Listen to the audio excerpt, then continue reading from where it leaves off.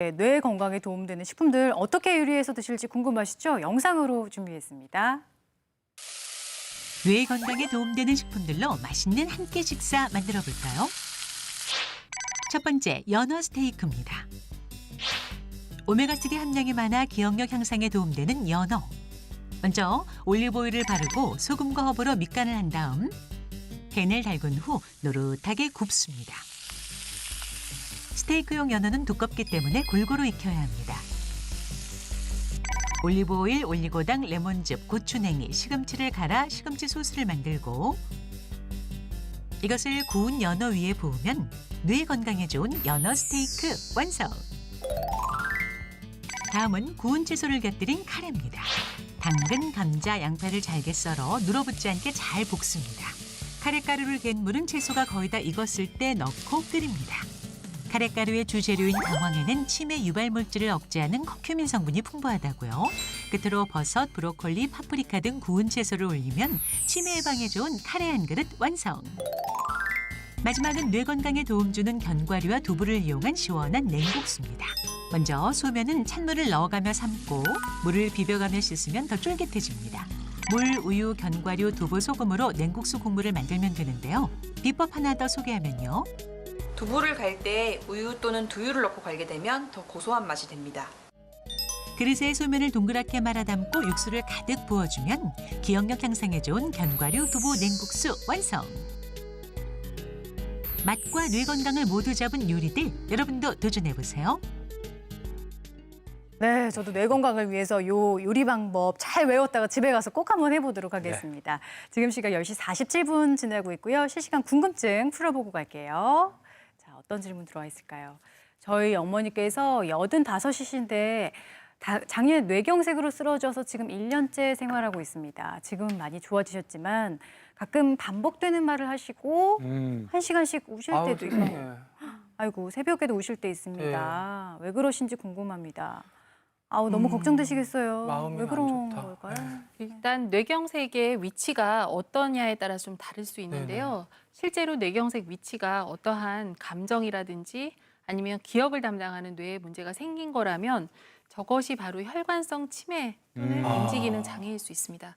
단순한 노년기 우울증이 아니고 그러한 치매 관련된 증상일 수 있으니까 이럴 때는 선생님이랑 꼭 상담을 하시고 필요에 따라서는 아까 인지기능 검사 같은 게 있는데 그러한 검사를 통해서 정확한 진단이 굉장히 중요할 것 같습니다. 뇌경색 후유증이 치매로까지 갈 수 있다는 거 기억하셔야겠고요. 그 다음 질문 보겠습니다.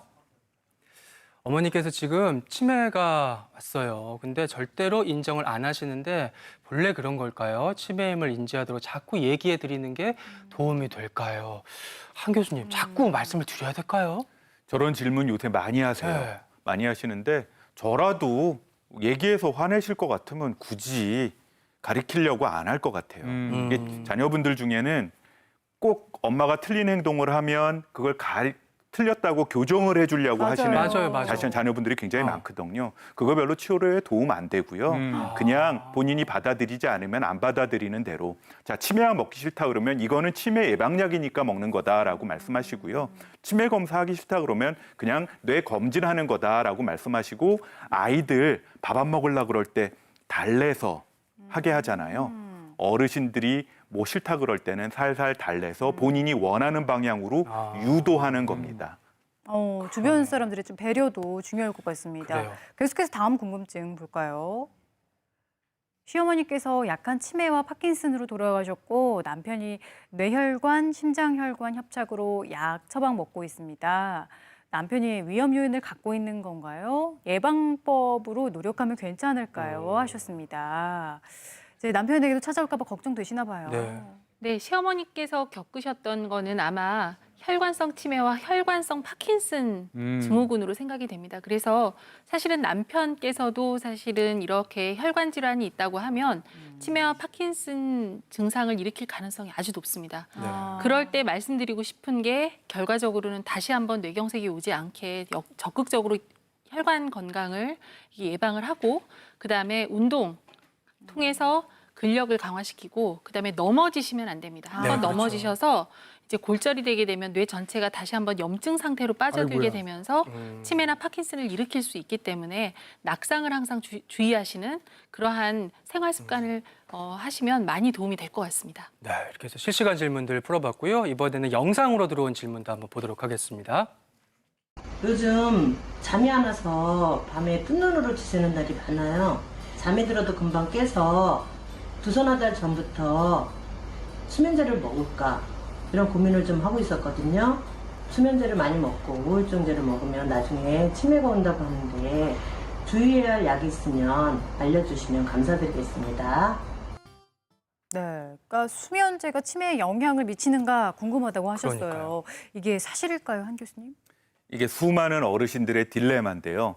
잠은 자야겠는데 잠을 잔다고 먹는 약은 치매를 일으킨다고 하니 약을 먹으면 안 되겠는데 잠은 자야겠고. 네. 그래서 병원 와서 약을 타가면서도 꼭 나가면서 한마디씩 덧붙이시죠. 이거 치매에 괜찮죠? 라는 질문을 제일 많이 그러니까. 하시는데 결론적으로 말씀드리면 수면제는 치매에 영향을 준다고 돼 있습니다. 왜냐하면 수면의 자연스러운 스케줄을 깨트리고 잠을 강제로 재우는 거다 보니까 머리에서 멜라토닌 같은 신경 호르몬이 제때 안 나와요. 그러면 나쁜 단백질이 배출되고 하는 자연스러운 기능이 망가지기 때문에 치매는 조금 더 빨리 오는 걸로 돼 있대요. 그래서 병원에 오시면 신경과 수면 클리닉이나 정신건강의학과에서 약을 조종합니다. 수면제 뗄 수 있는 만큼 떼고 수면 보조제를 쓰다가 그것도 수면 보조제를 떼기 시작을 하죠. 혼자서는 하기 힘드세요. 네, 어떤 본인이 스스로 하시려고 약 모아놓고 하나하나씩 빼보는 어르신들이 굉장히 많은데 네. 그런 분들은 병원에 제일 오래 다니세요. 아이고야. 꼭 자기 담당 병원에 가셔서 네. 의사하고 상의하셔서 약을 조절하시기 바랍니다. 1번 수면제부터 띄고 그다음에 수면 보조제를 줄여서 뗄 수 있는 만큼 떼는 게 순서입니다. 네, 정말 꼭 필요할 때 꼭 필요한 만큼만 주치 판단 하에서 쓰셔야겠고요. 마침 잠과 관련한 이 꿀팁이 있어요. 볼까요? 잠이 보약, 충분한 수면으로 뇌 속 노폐물을 내보내세요. 그만큼 잠이 중요한 거죠. 예, 사실은 나이가 드시면서 어르신들이 이제 잠을 못 잔다고 하는 가장 그러니까 중요한 게 수면 유지 장애입니다. 잠은 들었는데 이제 깊게 못 자고 중간에 깨시거나 아니면 너무 일찍 일어나서 새벽 1, 2시에 일어나시는 분이 많고 맞아요. 밤새 못 잤다고 생각을 하시거든요. 네. 근데 이 잠이라는 게 우리 뇌에서 굉장히 중요한 것이 아까 알츠하이머 치매를 일으키는 그러한 단백질 이름이 아밀로이드 베타 네. 단백질이라고 알려져 있는데 이게 정상적으로도 저희 몸에 다 생기는 겁니다. 그러면 10이 생기면 10이 몸 밖으로 나가야 되는데 이게 잠자는 동안에 한 10배 정도 배출이 됩니다. 그래서 비정상적으로 쌓이지 않고 뇌를 건강하게 유지해 주는 것이 바로 수면인데 사실은 이 수면을 못하게 되면 결국은 치매 유병률을 높인다는 건 이미 알려져 있습니다. 그래서 가능하면 수면제를 좀 줄이고 그다음에 낮잠 피하고 낮잠 피하고. 낮 동안에 어떠한 활동을 늘리는 게 굉장히 중요한데요. 제가 숙면을 위한 원칙을 한번 준비를 해봤습니다. 네. 그래서 다 같이 화면 보시면서 이제 낮잠은 아침잠에서 깨어난 지 8시간 후에 길게 주무시지 마시고 10에서 15분 정도만. 잠깐이네요, 잠깐. 네, 그렇죠. 그다음에 운동은 사실은 잠자기 전에 6시간 전에는 끝내주셔야 됩니다. 그리고 잠자기 전에 발가락과 발목, 허벅지 등의 근육 마사지를 통해서 근육을 풀어주시는 게 굉장히 중요합니다. 그리고 가장 중요한 거 믹스 커피. 네, 커피 어르신들 등을 많이 줄이고 드시죠. 낮에 햇빛 산책을 하시면 네. 나이가 드셔서도 아주 숙면을 취할 수 있는 좋은 원칙이 될 수 있습니다. 꿀잠 비법이네요. 네. 그야말로. 그렇군요. 그리고 이제 계속해서 낮 시간에 몸을 잘 움직이는 것도 뇌 건강에 도움이 된다고 하셨는데요. 그 내용입니다.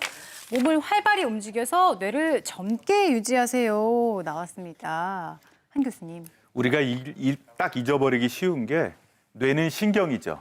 신경은 마음이 아니라 몸입니다. 흔히들 뇌를 자극한다고 앉아서 책 보고 TV 보고 맞아요. 인터넷을 뒤지시는데 네. 그렇게 해서는 뇌가 건강해지지 않아요. 아, 그래요? 몸을 움직여야 됩니다. 평상시에 유산소 운동, 걷기 같은 거를 꾸준히 하시고 근력 운동을 꾸준히 해줘야 뇌에서 배출될 거 제대로 배출되고 혈액 순환이 잘 되면서 뇌의 혈류 순환도 잘 되기 때문에요. 뇌 건강은 몸의 건강이 선행되어야 된다라는 걸 잊지 마시기 바라고요. 특히 우리 해마 같은 경우는요. 근력보다도 그 유산소 운동, 유산소. 걷기 같은 운동을 했을 적에 더 성장을 잘한다는 거. 잊지 마셨으면 좋겠습니다. 자, 근데- 마음 컨디션, 신경 예. 컨디션 이전에 몸 컨디션이 중요하다라는 겁니다. 근데 유산소 운동이 좋긴 하지만 연세가 좀 많으시거나 만성질환이 있으면은 선뜻하기가 좀 쉽지가 않은데 어떤 방법으로 하면 좋을까요?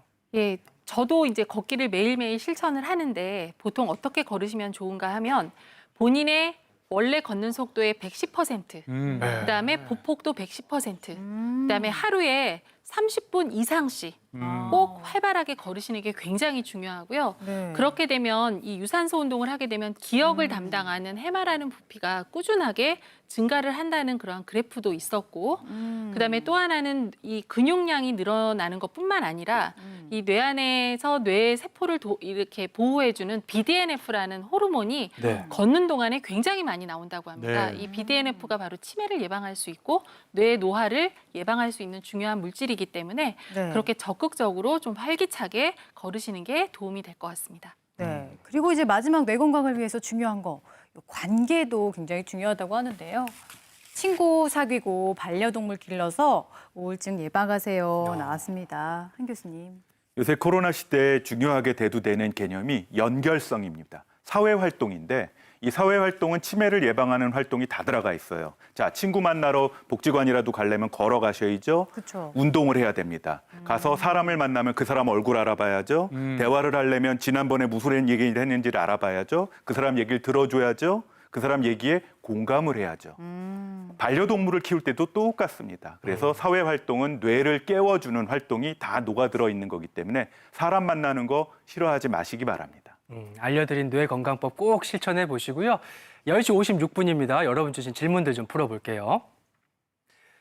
제가 요즘 불면증에 시달리는데 먹는 세로토닌이 있다던데 불면증에 효과가 있을까요? 무릎이 아파서 걷기 운동도 힘듭니다라고 하셨어요. 세로토닌 약 같은 게 있어요? 아마 잘못하신 것 같고요. 멜라토닌이겠죠? 멜라토닌입니다. 네. 예. 정상적으로 이 수면 호르몬 이름이 멜라토닌인데요. 이 멜라토닌이 수면만 도와주는 게 아니라 항알츠하이머 역할을 합니다.